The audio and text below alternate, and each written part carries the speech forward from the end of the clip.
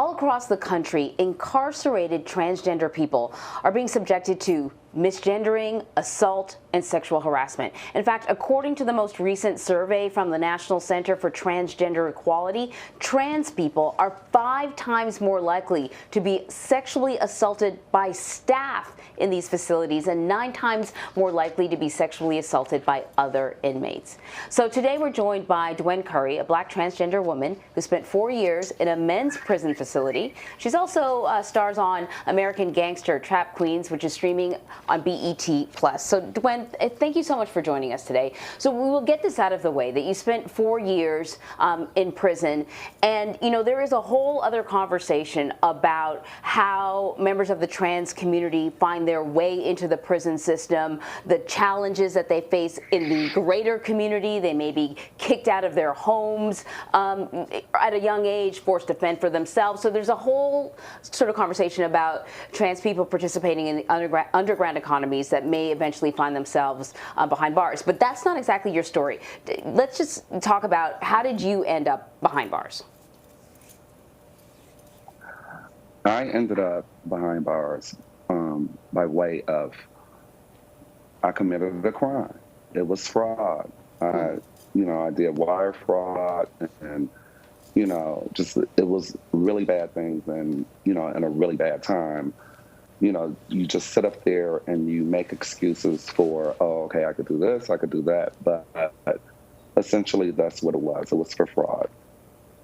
And you actually opened up about your experience on the BET Plus series, American Gangster Trap Queens.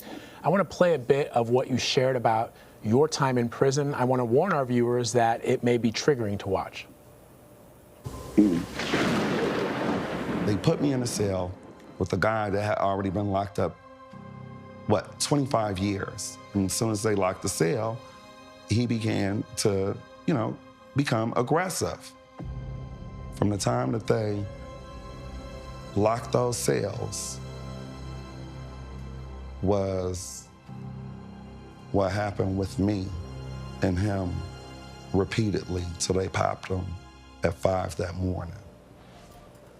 So in that short clip, you told a bit of your truth, a truth that other trans women, I'm sorry you have to relive that again. I know it's probably extremely difficult, I can only imagine. But just explain to our viewers your experience and your take on this flawed system. Well, it's so funny. I hadn't had to really revisit it until I actually had to do the show, because it's something that you just kind of like, you end up trying to be, you dismiss it. And so for a very long time, I was real dismissive in reference to that. And so I ended up, I'm sorry. It's okay. Take your time. It was bad, because when I think about it, the guards are basically sex trafficking the transgenders, especially at that particular time. At that particular time, I was able to intertwine and be with the men, but when you sit there, and I only had 60 days to do at this particular time when this happened, and they could have put me in a camp, but instead, I was in San Quentin prison, and there was a guard that would take the transgenders to different lifers in the unit, and basically whatever bargain it was that they made, it was made, and I got in the midst of the whole trafficking part of it. I guess that would be sex trafficking. Would you guys say that if they selling me off?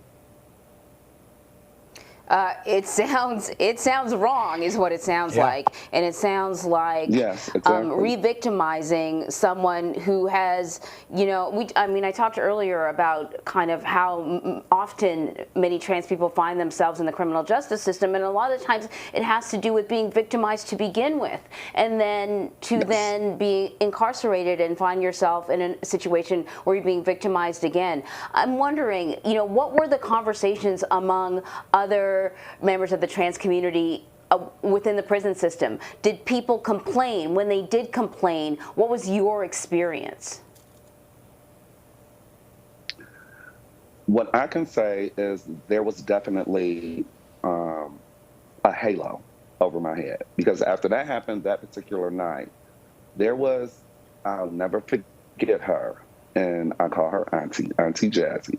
She came down from her place and she brought a guy with him, and she grabbed my face and she looked at me left to right and she said, "Are you okay?" And I said, "Yes." I said, "I'm okay." She said, "Go get your stuff. You coming with me?"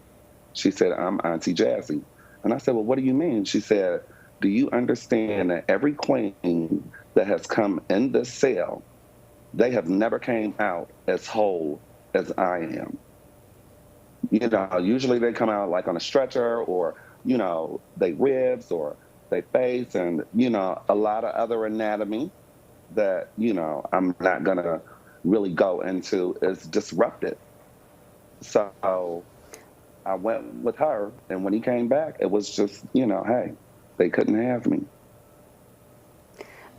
Dwen, you know, you're sharing with us sort of a very personal and very tragic time in your life, and as I understand it, you have completely turned your life around. But there is a greater conversation that has been popping up about trans women and what facility they should be put in, whether or not they should be put in male facilities or elsewhere. Seeing as you live this, you know, what would be your guidance to officials trying to figure out a topic that I think, quite frankly, it's probably a lot of people who don't have a familiarity with the trans community and are probably uncomfortable with the topic.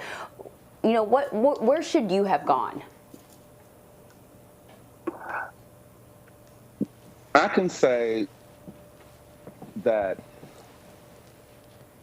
I should not have gone there, especially, you know, I was so low level. You know, I hadn't murdered anyone, and I could have gone to a camp. And when you deal with the federal government, they're a little bit more protective and very matter of fact about how they handle us, because of how everything is going.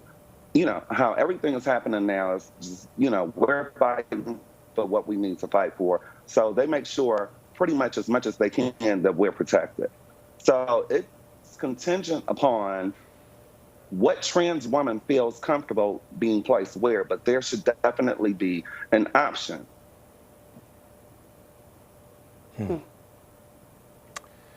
You know, Dwen, I'm very happy that you were able to come on our air and tell our viewers and speak to your truth and your experience. We appreciate your time. Thank you for doing that. Absolutely. Thank you so much for having me. I appreciate it. Well, for an in-depth look at gender, check out our award-winning CBSN Originals documentary, Gender, the Space Between. You can stream it anytime on the CBS News app and at cbsnews.com/gender.